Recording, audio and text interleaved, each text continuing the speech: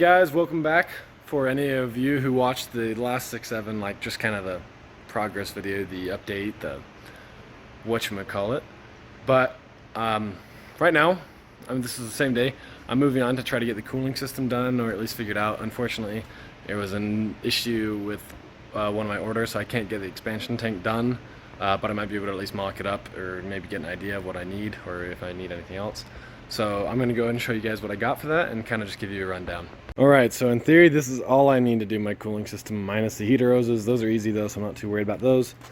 But we've got a couple different silicone couplers, we've got a silicone tees, a stainless steel joiner, and this is for the expansion tank along with these two bits. So this is just a weld-on 1-inch aluminum barb fitting. We've got a Mishimoto cap to go with the Mishimoto filler neck. We've got a 6061 1/8 12x12 plates, aluminum. Those are for the expansion tank. Unfortunately, they didn't send me as much as they were supposed to, so I don't think I'll be getting to that today. But in theory, this should be all I need. I'm sure there'll be a couple other odds and ends, but I'll give you a rundown in truck of what I'm thinking. Okay, so in truck should relatively be pretty simple. So the stock expansion tank goes right in this area, kind of mounted to the engine almost. The battery tray's right here, and it mounts kind of up on the side. And the stock Ford uses some quick release connectors. I'm not going to be using those. I've seen a couple guys where they just use clamp on. I know it's not ideal with this, but we're going to give it a try and see how it works. I have a couple of hoses on my OBS that don't have a ridge on them, and they've been just fine for over a year now, so I'm not too worried about it. But the great part is actually that these are all 1 3/4 outer diameter. The Cummins side of things and the Power Stroke side of things, which makes things super easy. So here the plan is we're going to come out, we're going to have the T right here, so the nipple will be coming out some way over here, and that's going to be what routes to our expansion tank. And then we're going to have the 90, well the joiner, and then the 90, and the 90 is just going to have that aluminum pipe bring all the way up over here where we have a straight joiner just to go straight on. So that should be pretty easy. This side is also looking pretty easy, so it's kind of hard to see. It's not a great angle, but I have a pipe. There's a lot of loose stuff just chilling out here. Stuff that hasn't been hooked up, etc. So stuff that needs to be cut off. See, these are the stock accessory wires. Those are going away, but the cab will probably be coming back off just to do all the wiring. The exhaust cab's only held on by 4 bolts, so, and the steering, which is super easy. But we have, coming off of our billet piece there, got a neck adapter going into there. So the idea was to use a 45 off the engine side, a 45 off the radiator, and hopefully that from my eyeballing and measuring that they should kind of intersect up and have the proper angles to work. So in theory, this is all pretty simple stuff. Of course, in practice, it never ends up that way, and as we call it here, it's the 10-minute minute, and so everything takes longer than it should. But we're just going to go ahead and get to it and see what kind of progress we can yield for today. So one of the first things is I need to cut off this expansion tank, the stock one.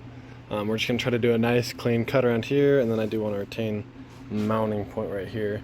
So probably just do kind of like a slant cut. Like I said, the issue is I know some guys reuse these who don't have the EGR valve, but there's no way it'll fit with the EGR valve. It'll just contact. It's not even close to fitting in, so I'm going to try to trim that nicely and see how that works. Alright, it's just kind of test fitting, so got this all trimmed up. Still got to clean it up a little bit more, but cut offs pretty easily, so I still have access to all the mounting holes.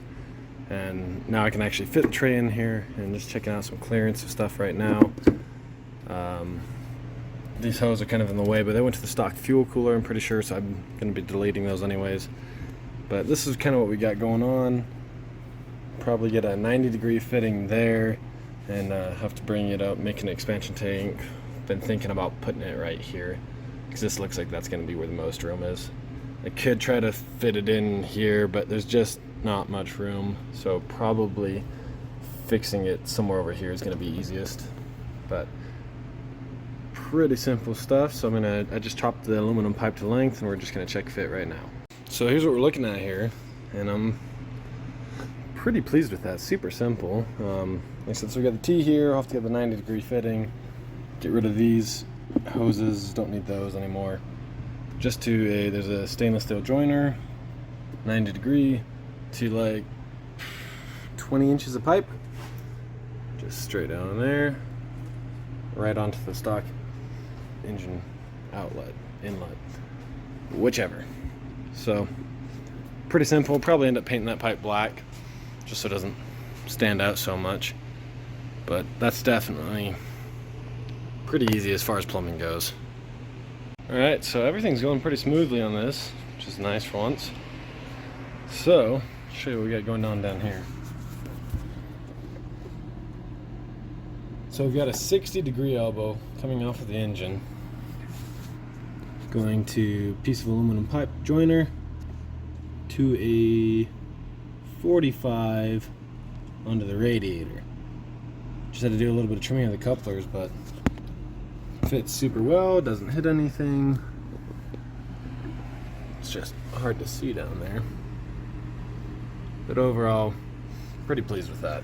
So I think that'll basically do all the functions we need it to do, and everything will work pretty easily. And I think while I've got everything in here, I'm going to go ahead and delete the fuel cooler system. So for those of you who don't know, these 6.4s have their own complete sealed system for the fuel cooler. So show it, but there's an electric water pump down there, and it's got its own system that has to be bled. It goes to a cooler, which I've got back here. And I'm not reusing any of this. I've never had fuel coolers on other things, and it's not been an issue. I don't even think these Cummins had them factory. So I'm just going to run fuel straight to the engine. So I'm going to go ahead and delete all that. That'll give me some more room for looking at plumbing. And I guess if I ever wanted to, I could repurpose this mount and cooler. I just don't know what I'd need it for, because I've got intercooler, I've got my radiator, I've got power steering, I've got transmission, AC. I don't really need another cooler, so I'm just going to go ahead and delete this and have one less thing in here. Kind of clean up the bay as much as I can. So we're going to go ahead and pull that out.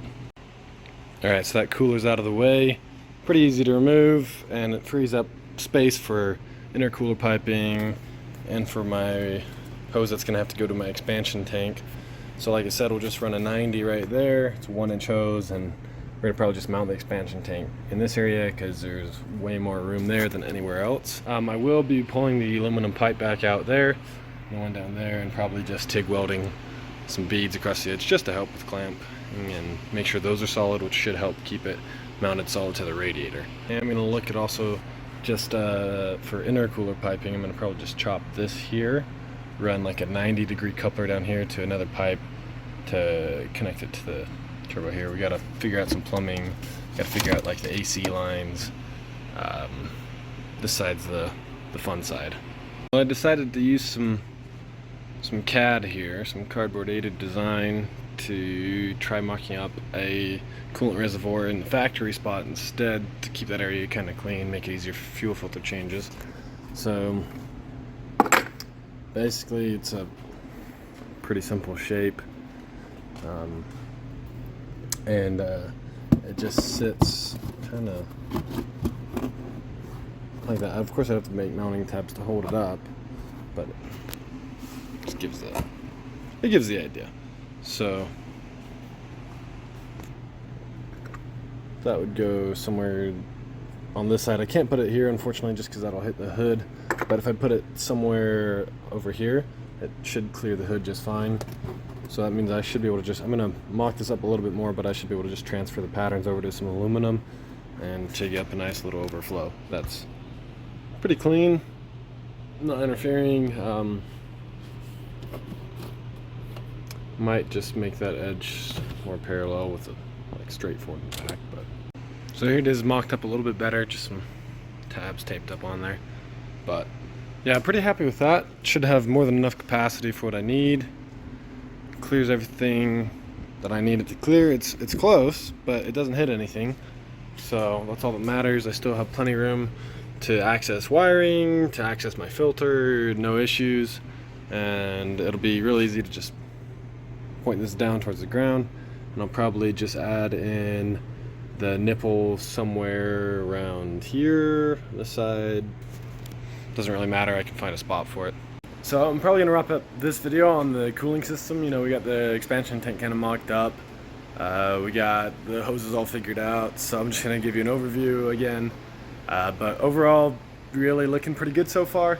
And I know this is the next week. I'm covered in crap, but I'm about to start on the expansion tank. I figured I'd just make that a separate video. Just makes things easier. So let me give you a quick overview. So again, we've got our 90, or not our 90. There's our 90. There's our T with a 1-inch outlet. I did order a 90-degree barb fitting for that. Should be here tomorrow. 90 into the 1 3/4 aluminum pipe, which goes into a straight coupler, which goes into the engine. Then the 60 and the 45 with the coupler in the middle, and then the heater hoses, I'm not too worried about those. I just have to adapt them over to the Cummins. That should be easy enough. So that's really it as far as the cooling system goes. Pretty simple stuff. But I'm gonna keep on with this and try to post up videos somewhat regularly. And we've got a few things going on. Basically, trying to get the truck running and driving for a trip in a month. So it's might be pushing it a little bit. I'm not too concerned about a lot of it. A lot of it's pretty simple stuff. It's, you know, it's fuel lines, it's cooling system, charge pipes, exhaust, drive shafts. That's all that stuff isn't too bad. It's the wiring and the electrical side that I'm a little iffy about. My buddy Jaden is helping me out with that. We're looking into the wiring now. So we're gonna hopefully get all that sorted within a month. But I appreciate you guys watching. You know, if you got any questions, ideas, anything like that, leave them down below. Comment, subscribe, you know, more the merrier.